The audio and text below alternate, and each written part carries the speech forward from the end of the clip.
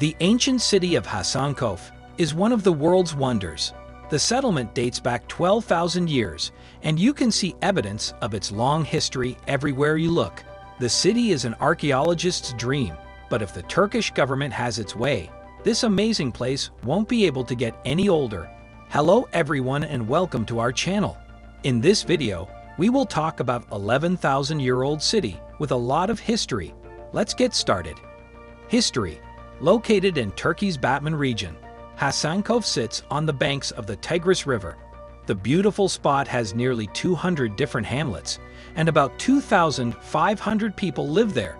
Since the town has been around for a long time, it's not surprising that some families have lived there for 300 years. People who lived in the caves in the Neolithic period also carved mosques, churches, and cemeteries out of the rock. The people who lived in the caves eventually started farming the land around the Tigris, and the new settlement they made became part of several ancient kingdoms, including those of the Hurrians, the Neo-Assyrians, and the Themedians. During the Middle Ages, Hasankeyf became the capital of the Ottoman Empire. In 2005, excavations in the area showed that the Romans not only lived there, but had a well-established way of life. They found mosaics on the walls and floors, the remains of a huge gate, and even a row of shops. It's amazing that any of this has survived the centuries. Culture. The city became important in the Byzantine Empire in the 5th century.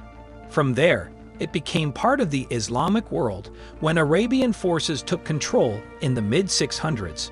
After several Muslim dynasties had ruled the area, the Mongols took control of the town in 1260. Just over 300 years later, the Ottomans were the last people to live there. The Ottomans and their empire eventually became modern-day Turkey. In addition to the Roman artifacts found there, the ancient ruins on display show that culture's history in a beautiful way.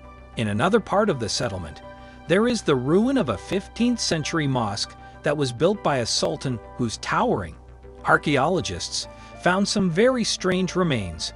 It's a beautifully decorated round building that was typical of Central Asian burial grounds at the time. It shows the town's ties to the East, and it's not the only piece of amazing architecture. Environment.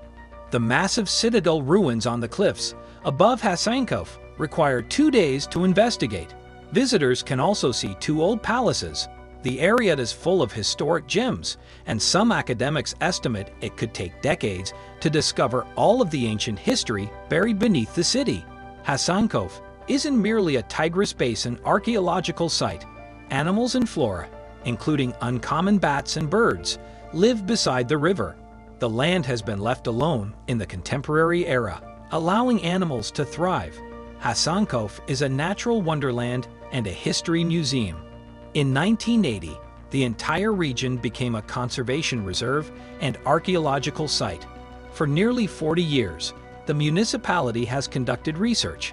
His hometown has a small tourist business due to these archaeological and environmental features. History and off-the-beaten-path appeal entice visitors. They visit the caverns, market, and culture. The Turkish government may also destroy all animals, flora, and a portion of the Tigris due to hydroelectricity. Hydroelectricity, a green power source, requires a lot of water. Reservoir water rushes through pipes and drives a turbine, which powers a generator. Electricity. Electricity is a necessity in the 21st century, and using water to make power is a good way to do it. Because of this, the Turkish government has built a number of dams around the country in recent years. The government planned to build 29 dams, but has only built 19 so far.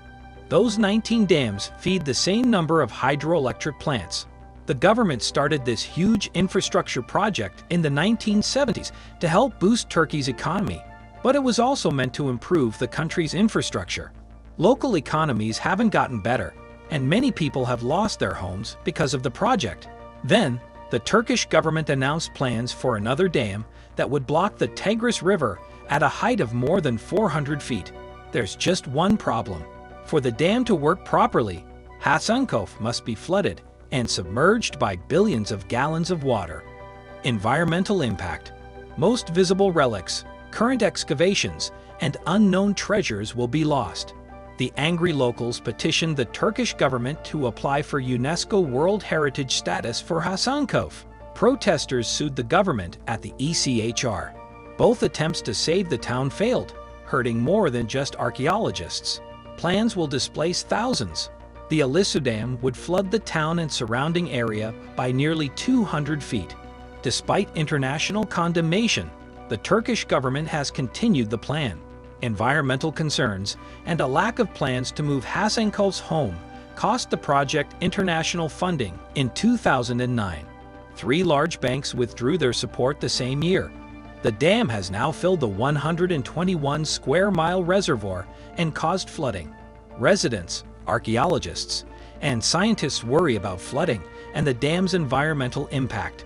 In 2017, environmental engineer and Hasankeyf for Live member Azur Kanaboyga told The Guardian that the dam will destroy the riverbanks. Iraq will also face Ilisu Dam environmental impacts. Daysam will dry up the southern Mesopotamian marshes, causing land loss. Iraqi wildlife and people will be affected.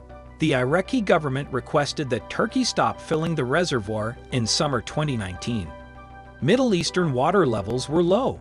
Unable to repair, some of the town's ancient ruins were moved to a new town called Hasankeyf, which was supposed to be an open-air museum to hold the area's treasures. This was done despite fears that moving any of the ruins would damage them beyond repair. The 12th century bridge was also encased in stone, which some experts say will ruin it. While the fight for the town continues, Turkey's state of emergency was lifted in 2018, and President Erdogan has compared those who oppose the dam to terrorists. Protests are now much harder than they used to be, and many people are angry that so much cultural history could be lost in the name of modernization. In 2009, Aboyga told the Smithsonian Magazine that the dam would only bring destruction and no benefits for the people of the region. Some people think that the dam's 100-year lifespan is not enough to make up for the damage it would cause. As Istanbul Technical University archaeologist Zeynep Pahanbi told the Smithsonian, when you compare the very short useful life of the dam to the long history of Hasankeyf and its potential to live forever, you must choose the survival of Hasankeyf. Let's hope the Turkish government agrees. That's it for today. We hope the video was fun for you. What do you think about this finding? Let us know in the comments. Don't forget to like and share our videos. Don't forget to click the bell icon and subscribe to our channel to get regular updates.